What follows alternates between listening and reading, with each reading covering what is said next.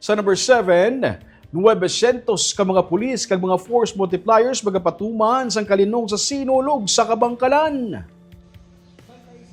Ginpatigayon subong adlaw ang set of ceremony kag blessings ng security forces ug equipment para sa pagsaulog sang Golden Jubilee celebration sa Sinulog Festival sa Kabankalan City.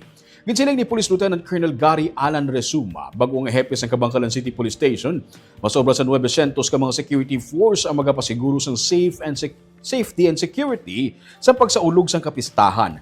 Nakip sa mga ginsend off, kaina, amo ang kapulisan, mga soldado, fire personnel, coast guard, iban pa nga mga augmentation personnel, force multipliers kag volunteers.